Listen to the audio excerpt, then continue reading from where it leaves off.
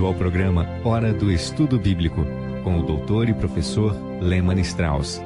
Este estudo é o resultado do tempo pessoal com o Senhor, da experiência de ministério pastoral e das conferências bíblicas do Dr. Lehmann Strauss, que nos instrui e encoraja com o ensino da Palavra de Deus. Agora com você, Hora do Estudo Bíblico, na apresentação de Aurélio Campos. Vamos começar hoje com a nossa próxima pergunta, que é baseada em Romanos 8, versículo 15. Mas recebeste o Espírito de adoção. A pergunta é, está falando do Espírito Santo? Se sim, por que é chamado então de Espírito de adoção? Bom, em primeiro lugar, sim, é o Espírito Santo, porque o Espírito Santo é responsável pela adoção. Creio que iria esclarecer bastante se estudássemos mais profundamente o significado da palavra adoção. Em grego, a palavra adoção é composta por duas palavras. Uma significa colocar e a outra, filho. Então, o significado completo seria colocar como filho. Agora, devemos ter cuidado para não confundir as palavras adoção e regeneração. Elas não são a mesma coisa. Regeneração é a obra do Espírito Santo que dá vida ao pecador arrependido, tornando-o assim um filho de Deus através do nascimento. Tito 3, versículo 5 diz, não pelas obras de justiça que houvéssemos feito, mas segundo a sua misericórdia, nos salvou pela lavagem da regeneração e da renovação do Espírito Santo. Então, à luz deste versículo e de João 3, versículos 3 e 7, a pessoa regenerada é nascida de novo. A adoção é uma meta que Deus estabeleceu para aqueles que já são filhos de Deus por nascimento. O crente não foi adotado na família de Deus, mas nasceu na família de Deus. Todos nós que fomos salvos somos filhos de Deus por nascimento e não por adoção. Em um sentido estritamente bíblico, o cristão não foi ainda adotado. Paulo escreveu que estamos à espera da adoção em Romanos 8, 23. Agora, se tivéssemos sido adotados, não estaríamos esperando por ela. Portanto, nossa adoção é estritamente futura. A pergunta então é, quando seremos adotados? Paulo disse que a adoção ocorrerá quando o corpo for redimido, de acordo com Romanos 8, 23. Lembre-se que a redenção do corpo não é o mesmo que a redenção da alma. A alma do crente já foi redimida. Efésios 1, versículo 7 diz, em que temos a redenção pelo seu sangue, a remissão das ofensas, segundo as riquezas da sua graça. Veja, alguma colocação, que é o significado de adoção, implica em alguma perfeição. A adoção será no futuro, e nestes corpos mortais nunca iremos chegar a esse estado. Quando o Senhor Jesus Cristo vier nos buscar, transformará este corpo vil com que vivemos por um semelhante à sua glória, como diz Filipenses 3, versículos 20 e 21. 1 João 3, 2 diz que seremos semelhantes a ele, porque assim como é, o veremos. Nossa adoção é futura, aguardando a vinda de nosso Senhor Jesus Cristo nos ares. Tudo isso é essencial para a nossa compreensão da resposta à pergunta. Por que o Espírito Santo é chamado de Espírito de adoção? Sua morada é a garantia do crente. Sabemos que no futuro seremos sem manchas, como diz Efésios 5, 27 e 1 Tessalonicenses 5, 23. Naquele dia, todo filho de Deus será semelhante ao Filho de Deus. Então, tendo em mente a diferença entre adoção e regeneração, será mais fácil, então, entender o significado de o Espírito de adoção. É um dos nomes dados ao Espírito Santo que habita no corpo de todo crente e é a garantia de que todo cristão que nasce na família de Deus irá alcançar o estado de adoção. Novamente, o que significa adoção? Não é fazer um filho, mas colocá-lo na posição de um filho, levar alguém que, através do novo nascimento, tornou-se filho de Deus e apresentá-lo diante do Pai como um filho perfeito, assim como o Senhor Jesus Cristo. Isto é o que Deus quer para todo crente. Romanos 8, 28 e 29 diz, e sabemos que todas as coisas contribuem juntamente para o bem daqueles que amam a Deus, daqueles que são chamados segundo o seu propósito, porque os que dantes conheceu também os predestinou para serem conformes à imagem de seu Filho, a fim de que ele seja o primogênito entre muitos irmãos. O Espírito de Deus habitando em nós nos garante que seremos conforme Cristo. Por isso, é chamado de o Espírito de adoção. Muito bem, por favor, abra sua Bíblia na primeira epístola de João. Hoje, vamos continuar com o mandamento de 1 João, que tem uma aplicação prática para as nossas vidas. O mandamento de amar uns aos outros. Para aqueles que estão em suas casas e têm papel e caneta na mão, se quiserem anotar as referências bíblicas, eu vou citar aqui. Anote aí, 1 João, capítulo 1, versículos 6, 8 e 10. Mais uma vez, 1 João, capítulo 1, versículos 6, 8 e 10. Também 1 João, capítulo 2, versículos 4, 6 e 9. 1 João, capítulo 3, versículos 15 e 18.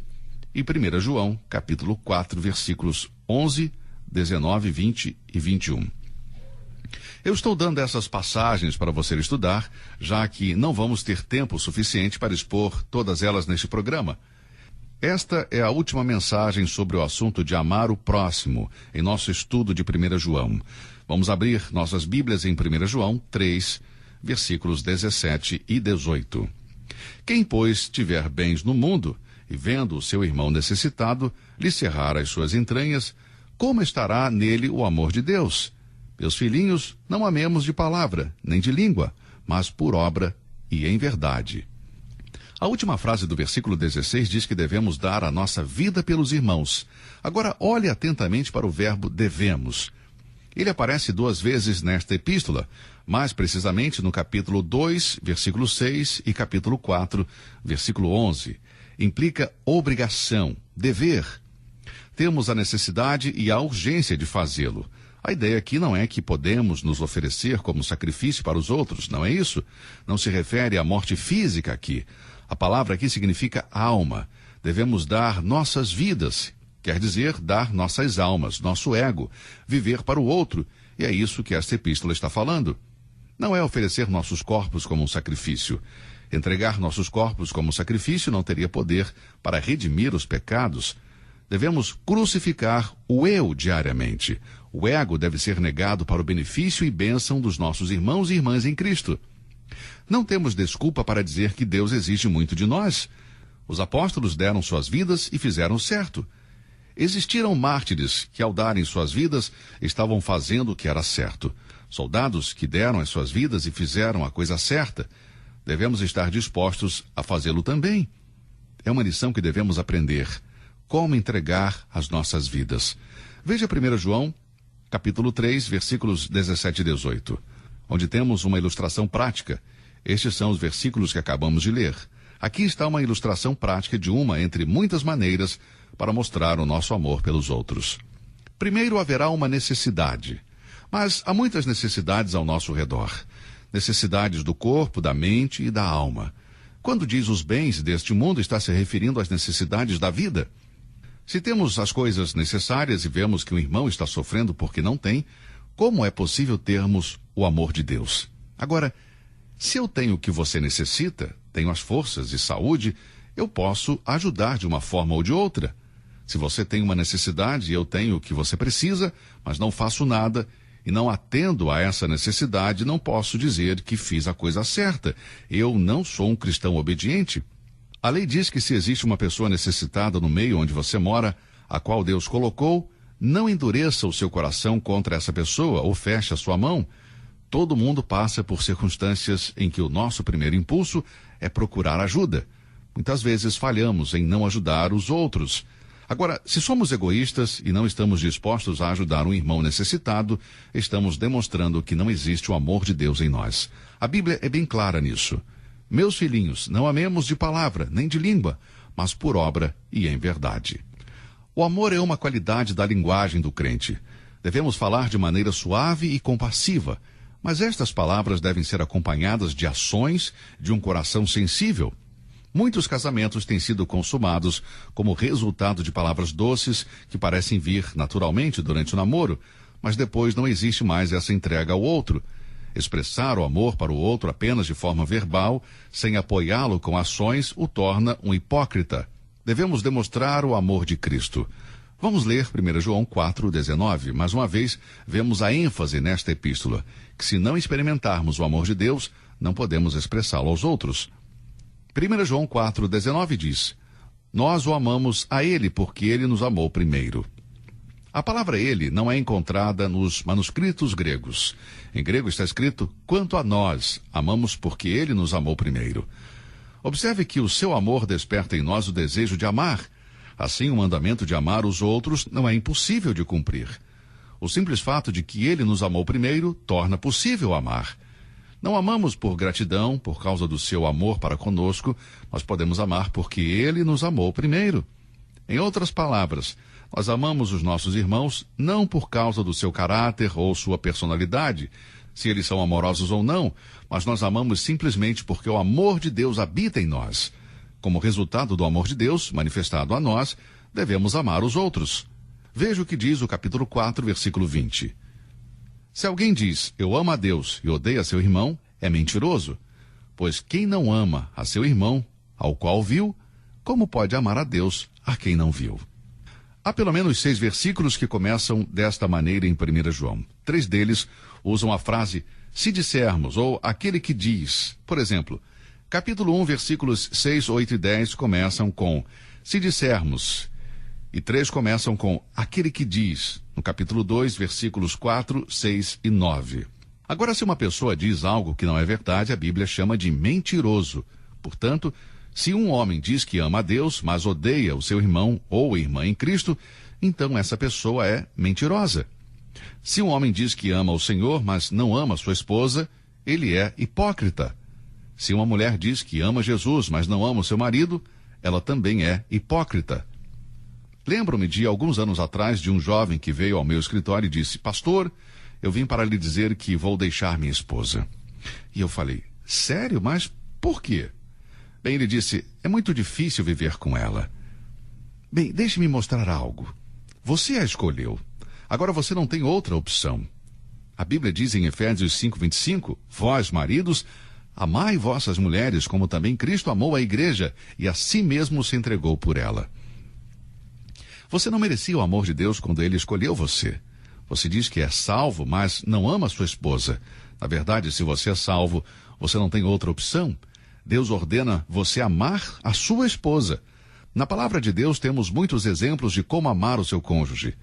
O Espírito Santo de Deus habita no Filho de Deus e quando nascemos de novo, recebemos sua natureza divina. O Espírito Santo passa a habitar no corpo de cada um de seus filhos. O que é o corpo? É um templo. É um lugar puro e santo para a morada do Espírito Santo? Ou é um templo onde habita a animosidade e o rancor? Como você pode dizer que é salvo se não há amor no seu coração para com os outros?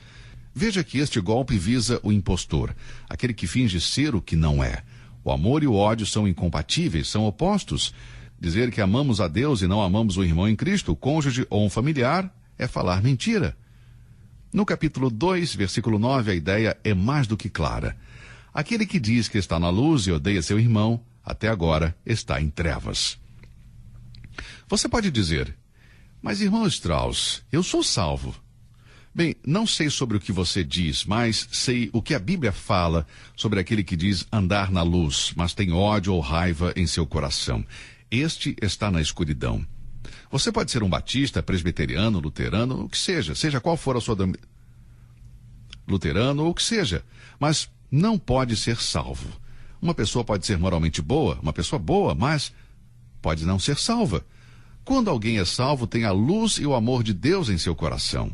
Nunca diga que você pertence a Deus se você não tem amor pelos outros. Se alguém diz amar a Deus e odeia a outra pessoa, está enganando.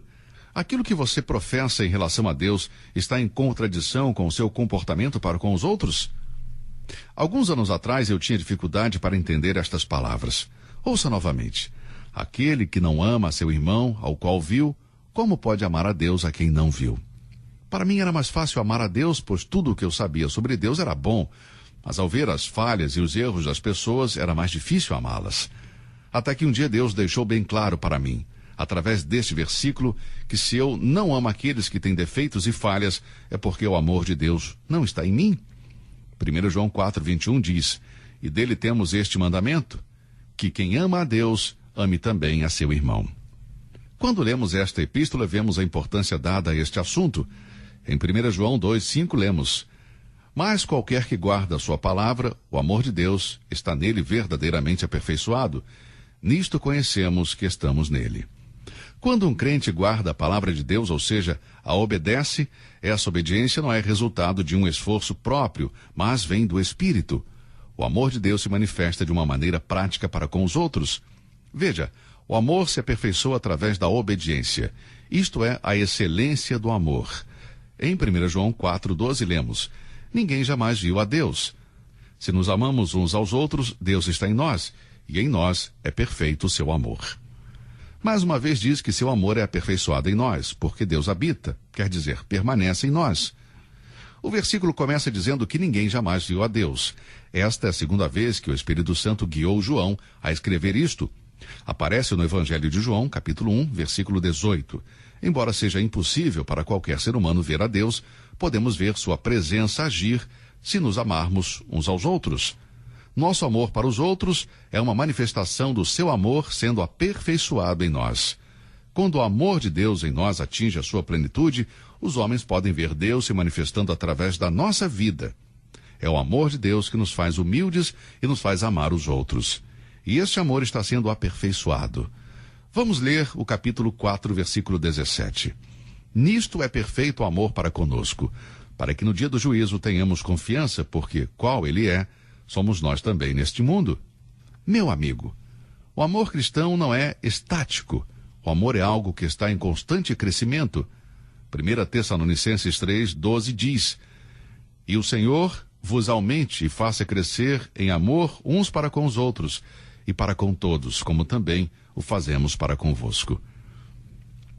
Mas como vamos crescer em amor para que ele atinja sua capacidade máxima através do Espírito Santo? A resposta está em 1 João 4,16, um versículo antes, porque ele diz que aquele que permanece no amor. O nosso amor está sendo aperfeiçoado quando permanecemos nele. Como consequência, aguardamos com expectativa o dia do julgamento, quando poderemos encarar com confiança aquele que virá para nos levar para si. Quando o amor de Deus for aperfeiçoado em nós e demonstrarmos nosso amor pelos outros, poderemos encarar o tribunal de Cristo sem reprovação ou remorso. 1 João 4,18 diz: no amor não há temor, antes o perfeito amor lança fora o temor, porque o temor tem consigo a pena, e o que teme não é perfeito em amor. Sabemos que o amor de Deus é perfeito, e quando o perfeito amor controla a vida de um homem, o medo desaparece. O perfeito amor e o medo não podem existir juntos. O medo aqui não é um medo que traz tormento e angústia. Não é o medo experimentado por um criminoso esperando sua execução. O crente que tem uma vida controlada pelo Espírito Santo não vai viver com medo de ser punido no dia do tribunal de Cristo. E esse crente jamais terá medo do futuro ou medo do que vai acontecer. Quando o amor está na vida de um crente, não há nada a temer. Servir a Deus e aos outros em amor tem sido nosso desejo e nosso prazer? Podemos dizer, como Paulo, que o amor de Cristo nos constrange? Se assim for, podemos ter certeza que é amor divino. Vamos assegurar que seu amor perfeito está se aperfeiçoando em nós. Vamos buscar a perfeição do amor como nosso Senhor ensinou em Mateus capítulo 5. Vamos ler esta passagem, Mateus 5, versículos 43 a 48. Ouvistes que foi dito: amarás o teu próximo e odiarás o teu inimigo. Eu, porém, vos digo: amai a vossos inimigos, bendizei os que vos maldizem, fazei bem aos que vos odeiam, e orai pelos que vos maltratam e vos perseguem, para que sejais filhos do vosso Pai que está nos céus. Porque faz que o seu sol se levante sobre maus e bons, e a chuva desça sobre justos e injustos. Pois se amardes os que vos amam, que galardão tereis? Não fazem os publicanos também o mesmo? E se saudardes unicamente os vossos irmãos, que fazeis demais? Não fazem os publicanos também assim? Sede vós, pois, perfeitos, como é perfeito o vosso Pai, que está nos céus. Perfeito em quê? Em amor. Deus ama você e me ama. Nós não merecemos esse amor. Vamos demonstrar este amor para as pessoas às quais nós temos contato. Talvez esse amor esteja ausente em seu lar. Talvez alguns de vocês que estão ouvindo o programa hoje são testemunhas de um lar destruído por falta de amor. Talvez você não fala sobre isso. Vamos orar para que Deus, através dos ensinamentos da sua palavra, leve nossos corações à obediência e submissão à verdade divina, e não somente com os nossos lábios, mas com as nossas vidas possamos demonstrar que somos filhos de Deus, amando uns aos outros. Bom, concluímos assim o nosso estudo sobre o amor na primeira epístola de João. E no nosso próximo estudo continuaremos a estudar sobre a vida do cristão. Muito obrigado por ouvir o programa de hoje. Que Deus o abençoe e até o nosso próximo encontro. Você ouviu Hora do Estudo Bíblico com o professor e doutor Lehmann Strauss, na apresentação de Aurélio Campos. Se você deseja ouvir novamente esta mensagem, visite a nossa página na internet www.bbnradio.org. Fica o convite para você nos acompanhar amanhã, neste mesmo horário, aqui na BBN. Hora do Estudo Bíblico é uma produção da BBN.